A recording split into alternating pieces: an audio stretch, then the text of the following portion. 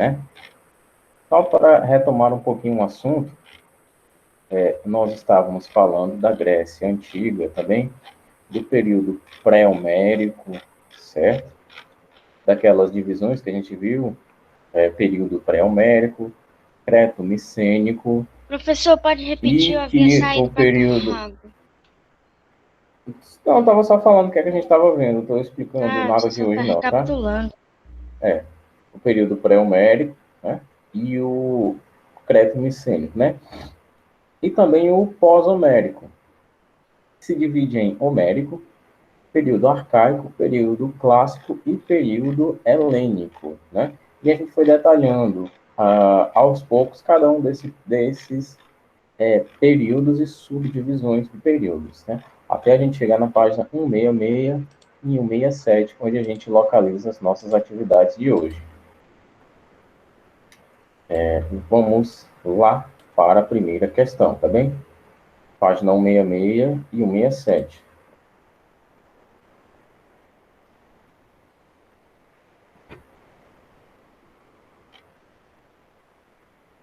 Primeira questão diz o seguinte: a civilização creta se destacou no período minoico. Comente a cultura e a economia dos cretenses. Posso falar? Posso falar, professor? Pode falar, Maiane. É enorme, mas eu vou falar. A cultura de Creta era marcada por uma religião politeísa. Acreditava em vários deuses. E panteísa, deuses hi- hierarquizados e com funções específicas. A economia, a economia era baseada no comércio. O território cretense, relativamente pequeno, era inadequado para a prática da agricultura, de modo que dependiam do comércio. Tá correto? Tá correto, tá correto. Posso falar a Pode minha? falar, Página? Qual é a A minha página? também. Qual é a página? 166 e 167. Meu, 166, cara. Aqui. Praticavam principalmente.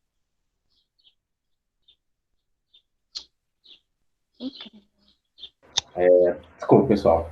Saiu aqui sem querer. Tá, pode falar. Praticavam principalmente agricultura de subsistência, mas aos poucos foram desenvolvendo, aliás, atividades relacionadas ao comércio marítimo. Por isso se tornaram um dos mais hábeis comerciantes marítimos ao lado dos fenícios, o que propiciou contatos com outros povos e influenciou sua cultura. Assim, Caio, você aqui vai falar também. Caio? não tinha nada pra falar, não. Bom, deixa eu colocar aqui uma resposta aqui bem interessante para vocês. A gente tá falando a resposta da 1? Dá na página 166, tá?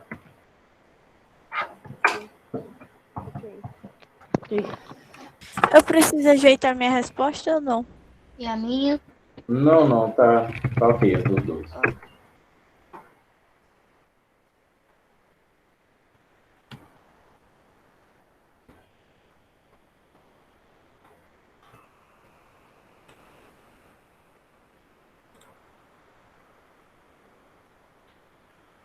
Só uma orientação, tá, pessoal? Quando vocês pesquisarem as respostas na internet, procurem pelo menos saber as palavras que vocês vão falar aqui, tá certo? Professor, utilizei o livro. Só um momento.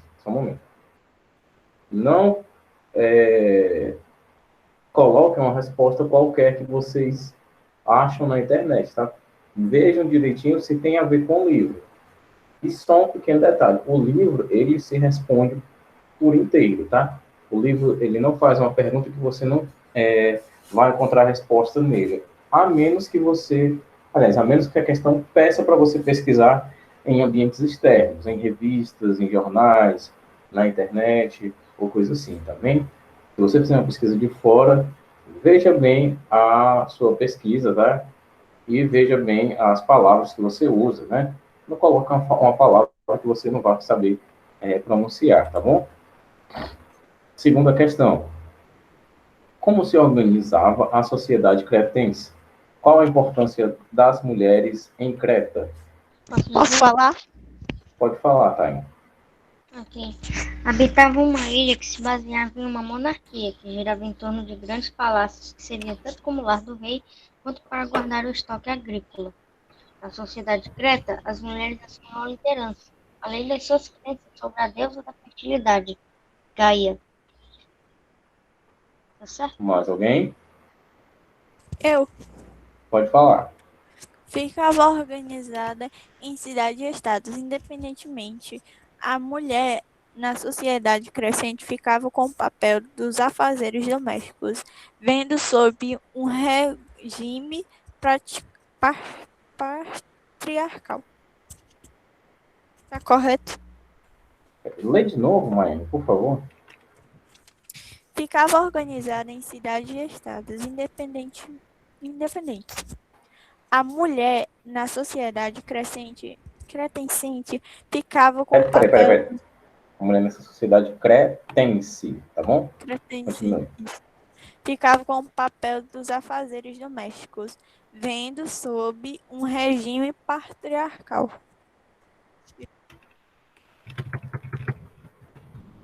Precisou na internet, não foi? Exato. Essas respostas aqui Só um são momento. A gente vai explicando, faça um favor de ouvir. Deixe que eu ensino vocês, tá? Vocês não precisam se ensinarem, não. Pode deixar que eu ensino, tá certo? É o seguinte, Miami. A questão aqui é que o modelo que a gente encontra em Creta é justamente o contrário do patriarcal, tá certo? A gente vai encontrar um modelo matriarcal, onde a mulher tem mais destaque político, tá certo? A gente nota isso, por exemplo, com a cultura da valorização da fertilidade, né? E a questão religiosa. Eles adoravam a deusa que é conhecida como Mãe Terra, né? Que no caso é Gaia, certo? Coloque essa resposta que eu vou pôr aqui, tá certo? Tá. Tem que trocar toda a resposta minha, né? Por gentileza. Coloque isso e a aqui, tá minha bom? eu mantenho Eu leio de novo, Taimo, só para que eu já me esqueci. aqui. Habitava uma ilha que se baseava em uma monarquia, que girava em torno de grandes palácios que serviam tanto como lar do rei, quanto para guardar o estoque agrícola. Na sociedade de Creta, ou melhor, na sociedade de Creta, as mulheres assumiam a liderança, além das suas crenças sobre a deusa da fertilidade, Gaia. Tá correto, tá bom? Ô, professor, é pra botar tudo isso que o senhor botou no chat, na 2? Não vai Sim. caber pra mim. Não vai caber. Pois coloque no caderno, tá bom? Colocar no caderno, eu tenho certeza que cabe. Eu não tô com o meu caderno agora. Eu vou tentar fazer um resumo disso, certo? Tá certo.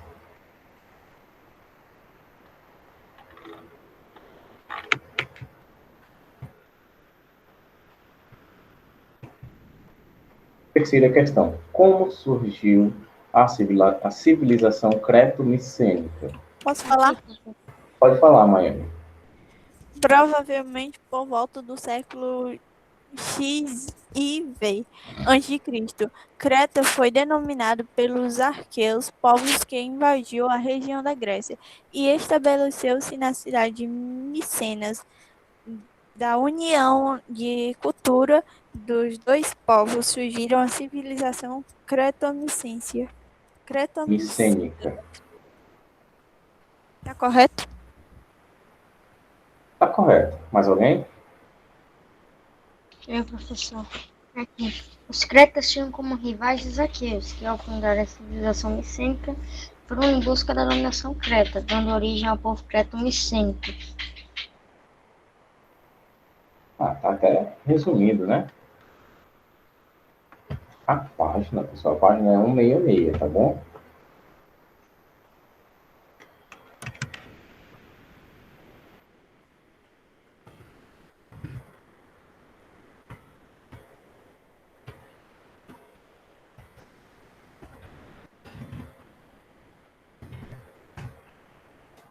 Resposta da 3. Quarta questão. Muito do que se sabe sobre o período homérico foi relatado pelo poeta Homero. Comente as seguintes obras. A. Ilíada. Posso falar? Pode. A Ilíada é um poema épico composto de 24 cantos escrito em versos, cujo tema é um episódio de guerra de tragédia. Não, na verdade não é na Guerra de Troia. Falei errado. Tá correto? Tá correto. Mais alguém? Professor, assim, eu peguei o que havia escrito no livro, tá? Por isso que ficou uma coisinha super curta. Narra o episódio da Guerra de Troia, mais precisamente no 9º mês. Não é um espaço curto, provavelmente porque é o que tem. Tá bem, tá ok. E foi escrito em quantos cantos você colocou, Maiane? Em 24. A 24. Você viu quantos versos foram usados na atividade, na escrita do livro?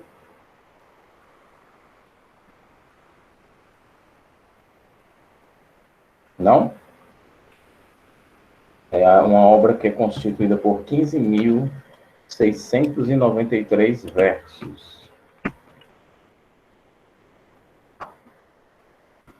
Só isso.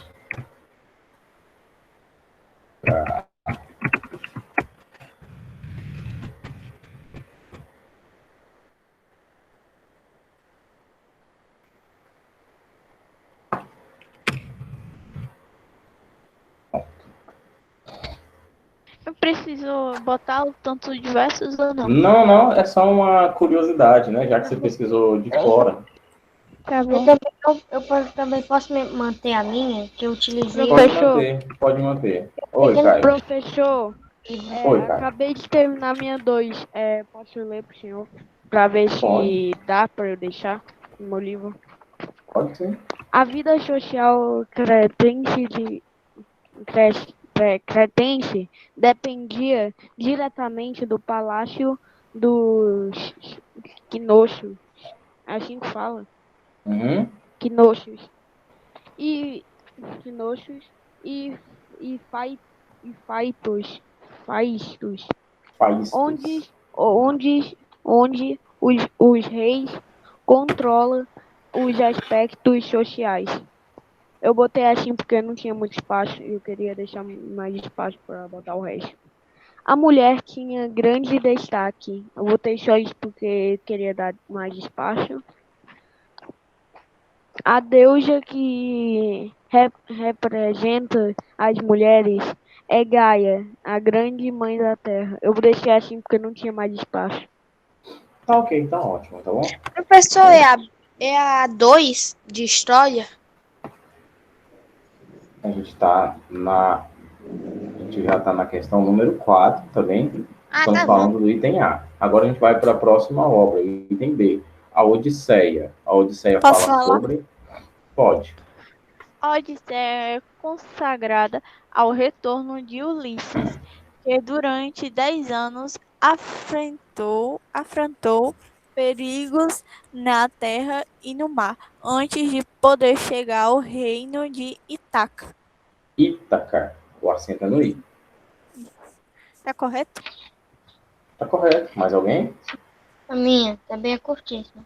Relata o retorno de Odisseu, Ulisses, ao reino de Ítaca, após o conflito dos troianos. Vou complementar? Só uma explicação. Acho que eu até já falei isso, tá? Odisseu e Ulisses é o mesmo nome, tá bom? Só uma questão de tradução, tá certo? Por isso que o nome é Odisseia, porque ela fala do retorno de Odisseu, certo? Traduzindo, Odisseu serve Ulisses, tá? Então, se você colocar Odisseu, se você colocar Ulisses, tá ok, tá bom? Então, respondendo, antes que vocês perguntem, podem manter todas as respostas, tá tudo ok. A gente já pode pular para a próxima questão. Quinta questão. Faça uma análise sobre a Guerra de Troia. Posso falar? Imenso. Eita, pode falar, Tainá. Utilize todos os versos da questão. A guerra de Troia se deu pelo sequestro de Helena, esposa de Menelau, rei de Esparta, ocasionado por Paris, filho de Príamo, rei de Troia. Com isso, vários reis gregos declararam guerra contra Troia, mas estudiosos contam que ela também se deu pela economia de Troia, que era rica e possuía uma boa localização geográfica. Pronto? Posso falar? Pode. Foi um conflito bélico, tem um acento no E, não sei dizer muito bem, entre aqueus, um dos povos gregos que habitavam a Grécia Antiga, e os troianos, que habitavam uma região da atual Turquia. Foi só isso. Tá correto? Que é belo.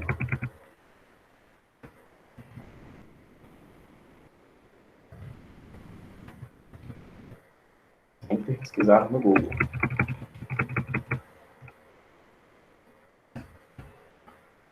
Correto, eu só perguntei o que é bélico, já que você colocou essa resposta. Essa palavra na sua Bélico. resposta. É bélico, Pois é, o que é? que eu li errado. Bélico é que é a continuação da síntese que eu coloquei, tá?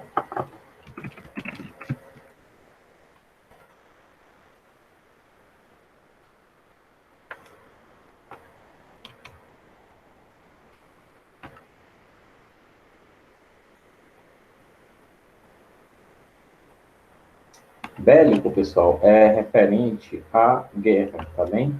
Então, se eu falo, por exemplo, da indústria bélica, eu estou falando da indústria de armas, tá certo? Estou falando de armamento. Então, se eu falo de um confronto bélico, é uma guerra onde tiveram armas, tá? Arma branca, espada, lança, arma de fogo, tanto faz, tá bom? Eu só quero o seguinte, que você coloque uma resposta, nem que seja da internet, né? Que a atividade aqui é à distância, né? Nem que seja da internet, que você saiba explicar a sua resposta, tá bom? Não vá pensando que é porque tá bonitinha, ou então que é porque tá na internet que tá certo, né? Pode ser uma informação errada da internet, tá? Então, a resposta que você colocar, olhe para ela e se pergunte. Se o professor perguntar alguma coisa daqui, eu vou saber explicar tudo? Tem alguma coisa aqui que eu não sei? Venha preparado, certo? Tá certo, Pode ô deixar? Clara, tá ok. Podem deixar as respostas de vocês. Bom, atividade corrigida, né? Respostas no chat, tá bem? Vamos passar agora a fazer uma pequena análise sobre o período arcaico. É o arcaico, é? É o período arcaico. Vamos lá. Aqui para cima. Aqui. A unificação do Estado grego, com apenas um governante, parecia improvável, pelo menos no período arcaico da história grega. Antes, no período homérico, as cidades viviam uma centralização política devido à herança dos cretenses, que tinham reis governando os palácios. Ou seja, que a gente só tá aqui a gente já vê o seguinte: temos vários reis, né, nesse território grego. Para que haja a unificação e apenas uma pessoa governe, as outras pessoas que são reis vão ter que deixar de serem reis. Daí a gente tem a ideia de uma certa impossibilidade de unificação do Estado grego, pois temos várias cidades-estado que têm seus reis. E ninguém que é rei quer deixar de ser rei, né? Eu acredito que vocês vão concordar. Os aqueus, que dominaram boa parte das cidades gregas, apresentavam uma organização política que influenciou o surgimento das cidades-estado.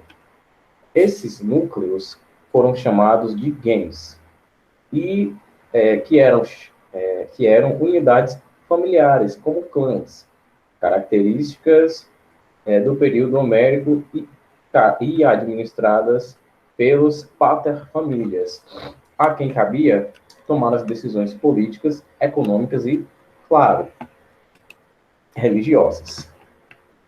Geralmente eram os mais velhos e sábios. Os gens se agrupavam em frátrias, associações surgidas com a instituição da propriedade privada para superar as fases de crise. Em seguida, as frátrias juntaram-se e deram origem às tribos. O sistema político de gens, gens porque é grego, tá? A gente poderia falar gens em português, né? O sistema político de gens chegou ao fim devido ao crescimento das cidades, que logo atingiram o patamar de reino, o que dificultava muito o controle político. Os reis, conhecidos como basileus, foram perdendo espaço aos poucos por conta do fortalecimento de uma aristocracia guerreira. Perguntinha, pessoal, perguntinha básica, aliás. Vocês lembram o que eu havia explicado sobre aristocracia? Não, eu não me lembro. Não? Então vamos lá. Aristocracia, agora vocês vão saber que no Brasil, o Brasil é cheio de aristocratas, né? E é a aristocracia. A aristocracia, via de regra, é um grupo, uma classe, né? Eu até poderia dizer uma organização, né? Já que está bem estruturada na nossa sociedade, muito antes de Cristo. É uma organização sociopolítica e socioeconômica. Professor, Só um momentinho, cara, só um momento. Baseada em privilégios dessa classe, né? Que é formada por nobres. E esses nobres detêm por herança, né? Por berço, essa monopolização, o monopólio do poder. É um grupo ou classe que detém esses privilégios, né? A gente poderia dizer que a nobreza é uma classe aristocrata.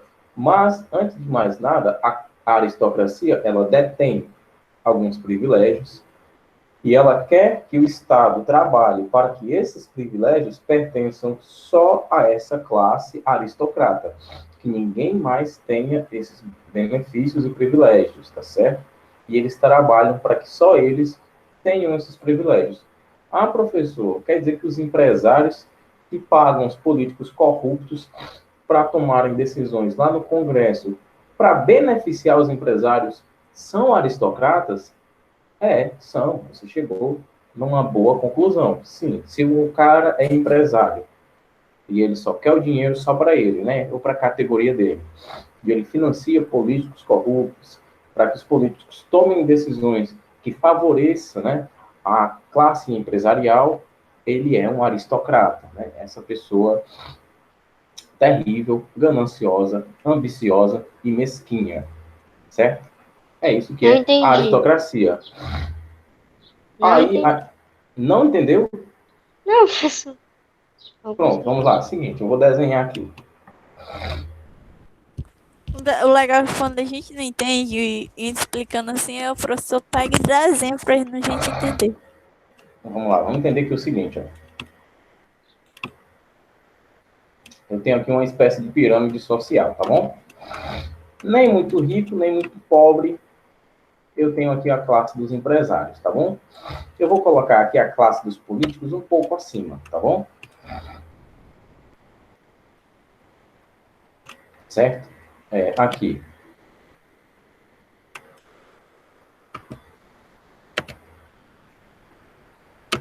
Aqui eu tenho os empresários, tá?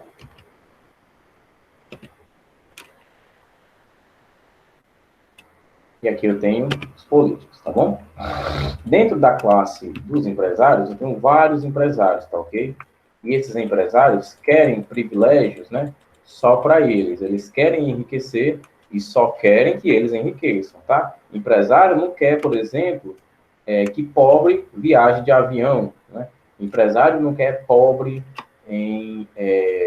por exemplo, trabalhando de médico num bom hospital. Empresário não quer nem... Isso eu estou falando não de todos, tá certo? Só de uma categoria. A gente sabe que o preconceito existe no Brasil, não sabe? Preconceito não existe no Brasil? Preconceito racial, né? Preconceito de gênero e o preconceito de classe também, que é aquela pessoa que se acha muito rica, não gostar de quem ela pressupõe ser pobre, né? Tem gente que tem dinheiro que não gosta de pessoas que são pobres. É isso que eu estou querendo dizer. Esse tipo de gente existe e é lastimável que esse tipo de pessoa tenha essa consciência. Então, vamos lá. No Brasil, o empresário não quer que, por exemplo, pobre viaje de avião, o empresário não quer que pobre frequente universidade, não quer que pobre se forme, não quer pobre advogado, não quer pobre médico. Por quê? Porque o empresário quer que o filho dele se forme, né, médico, o empresário quer que o filho dele se forme advogado. Porque se o filho do pobre se formar advogado, o filho do pobre pode tomar o lugar, né, do filho do empresário. E não, o empresário não quer isso, né? Ele quer esse privilégio só para ele. Esse sentimento de querer os privilégios só para a sua categoria que faz com que eles sejam aristocratas, tá bem? E aqui eu poderia incluir algumas pessoas da classe média, tá certo? Então quer dizer que os aristocratas são irresponsáveis, gananciosos, que querem ficar com todo o privilégio para eles. Isso, todos os privilégios políticos e econômicos da sociedade e do Estado, eles querem só para eles. Ah, professor, quer dizer que tem gente que não quer que filho de pobre estude na universidade? Tem. Tem gente que quer que filho de pobre não se forme advogado? Tem. Ah, mas se o cara é filho de rico, ele estudou em escola boa. Por que ele tem medo do filho do pobre? Porque o filho do pobre vai dar tudo de si, né? Vai estudar, olha, como se a vida dele dependesse disso. Porque, no final de contas, realmente, a vida de uma pessoa da classe baixa só depende do estudo mesmo, tá? Relativamente, é isso aqui que eu estou explicando para vocês, tá bom? Esse daqui é o pensamento aristocrata. A pessoa que tem privilégios e quer que esses privilégios permaneçam na sua classe social. Certo? E necessariamente o aristocrata já herda tudo aquilo de berço. O aristocrata não nasceu e foi trabalhar, não. O aristocrata já nasceu rico, já nasceu com essa ideia de que ele é superior. Professor! Certo? Oi. Professor, a minha... Não. Antes Não, estava não preto vamos a imagem. exemplificar com coisas próximas da gente, tá bom? A gente está só exemplificando aqui numa ideia geral e a gente não está generalizando, né? Só uma leitura aqui sem generalizar, tá bom? Pode falar uma coisa? Sem mencionar outras pessoas, tá? Ok. Pode Fala. enviar a atividade da 600, a atividade da 166 e 167, pode mandar. Ok, vou mandar agora. Não, agora não, deixa a aula acabar. Não vai sair da aula, não. Eu não vou sair, eu fico na aula quando sair. Quando muda de página. Não preciso sair. Bom, então, quando a gente fala de aristocracia guerreira, estamos falando de essa classe aristocrata que pertence a exércitos e tem exércitos no seu poder, tá certo? Aristocrata guerreiro. Agora, professor, puxando para o lado grego aqui, o lado antigo, os aristocratas são, quer dizer, nada. Pode continuar? Aliás, posso continuar? Eu ia perguntar sobre os aristocratas aqui, professor. Eles se referem aos outros reis que não queriam deixar de ser reis porque eles queriam ficar com todos os privilégios, queriam continuar sendo reis. A gente pode tomar como exemplo, sim. A gente pode tomar eles como exemplo, tá bom? O senhor tá vendo? Eu não saí do Meet e eu enviei. Tá, ok. Vou continuar a leitura aqui, então. É isso mesmo, viu, Tyler? Também a gente pode entender que eles eram aristocratas.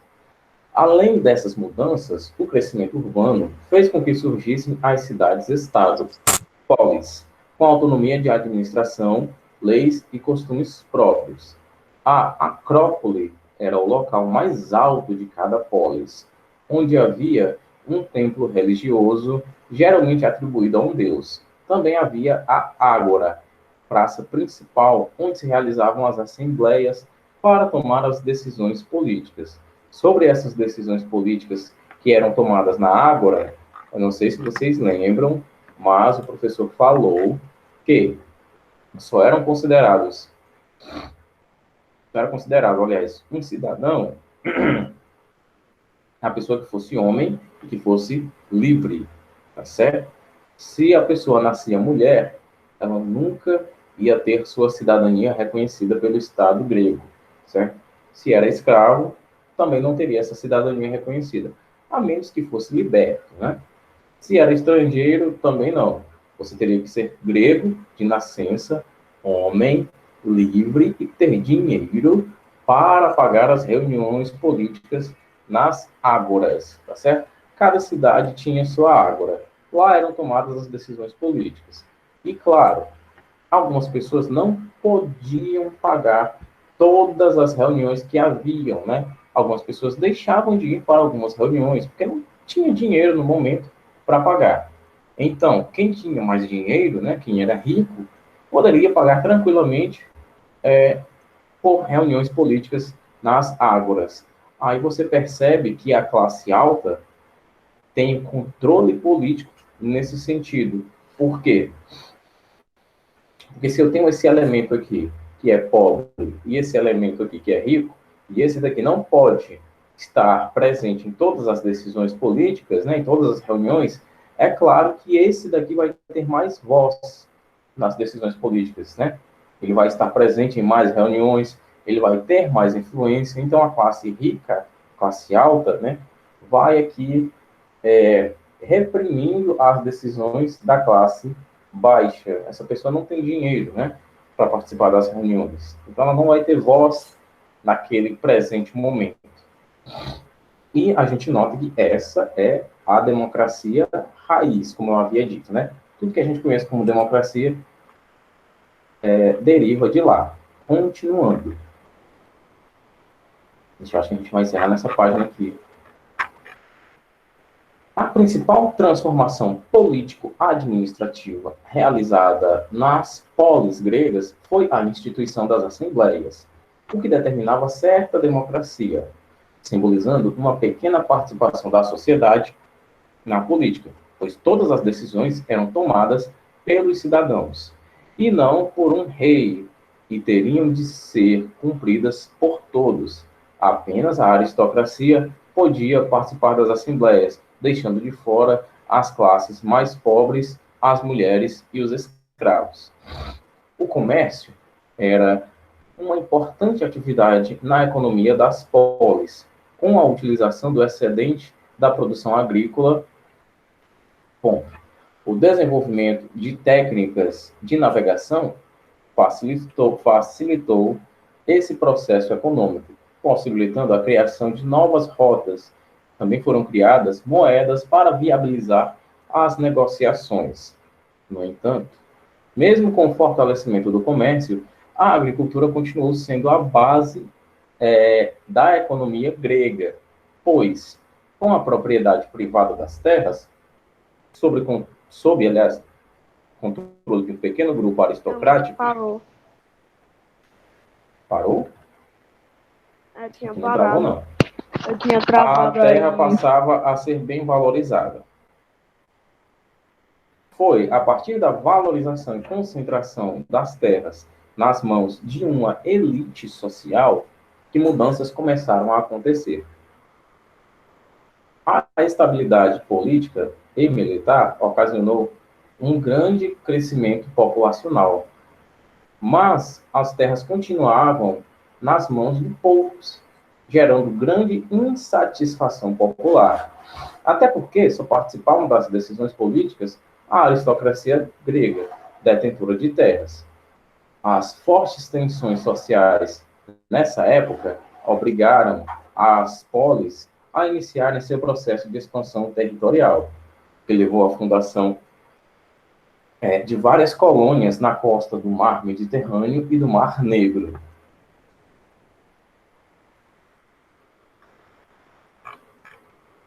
Próxima página, pessoal. Ao final do período arcaico, as cidades-estado gregas viviam uma nova fase política, que levaria à transição de uma tirania, regime político controlado por uma elite social ou por uma só pessoa, centralizando as decisões políticas e econômicas, para a democracia. Agora vamos lá. Criação da democracia. Professor, A só não Grécia. tem. Oi. Ah, não. Nada não. Pode falar. Ainda não comecei o assunto da democracia, pode falar. A aristocracia de novo. Antes, a Grécia era dividida em cidades-estado, ou como diz aqui, as polis. Aí aqui, tanto os reis que governavam as polis, as cidades-estado, quanto o rei principal, que queria a unificação, eram aristocratas. A gente entende, Taimon, que todo rei é um aristocrata, certo? Por natureza. Mas, porque assim, a gente entende que ele está dentro das ideias centrais do que é um aristocrata, né? Um rei herdou o reino, né? Então, ele recebeu do berço. A gente já tem uma característica, aliás, de aristocrata aqui. O rei herdou uma série de privilégios. É outra característica aqui. O rei quer que esses privilégios se mantenham na sua classe, que no caso é a nobreza. A gente tem outra característica aqui, né? Então, o rei vai passar essas características para as próximas gerações suas, né? A gente tem uma série de características aqui. Por mais, como que eu posso dizer, bom que o rei seja, eu acredito que ele não vai deixar seu reinado para começar uma democracia, né? Os processos de democratização dos estados, isso em qualquer lugar no mundo, não foi de graça que aconteceu, né? Não foi dado pelo rei. A gente nota isso, por exemplo, aqui no Brasil. A saída de colônia, né, de império, para a República Federativa do Brasil, foi um processo, aliás, é um produto de um processo de muitas lutas. Por exemplo, a Revolução Francesa acabou com o ideário, pelo menos começou a acabar com o ideário com a ideia, aliás, absolutista da monarquia na França, né? A gente nota que a burguesia ascendeu, a burguesia subiu, e a monarquia, né? Os reis caíram, né? E quando eu digo caíram, foi uma queda feia mesmo, tá? Os reis foram decapitados em praça pública. Então você perceba o seguinte: não tem rei que queira deixar de ser rei. Um rei, de natureza, ele é um aristocrata, tá bom? Tá, desculpe interromper. Não, tudo bem. Por sinal, a gente... Bom que eu não comecei a criação da democracia e a gente basicamente encerrou a aula, tá? Ok. Bom, só uma pergunta. A Maria Isabelle e a Yasmin Silvestre do A não estão presentes, né? Maria Clara eu coloquei. Do B. Aliás, do B, tá? Do B agora. A Ana Cecília, Letícia Borges, Márcio da Silva, Letícia Gomes e a Nara estão presentes?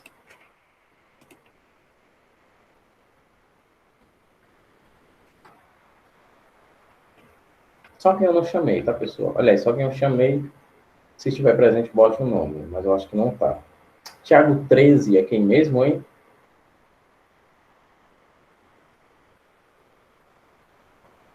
Tiago 13 é quem? Professor, Tiago 13 é a Maria Luísa. Maria Luísa do A, né? Tá bem, pois, bom, essa foi a nossa aula, tá certo? A gente se vê amanhã com, novamente, História e Geografia, Tchau. tá bom? Vai ter Um dever abraço, de história? Tchau. Fique com Deus. Oxi. Não, filho, não terminou a leitura, Maiane.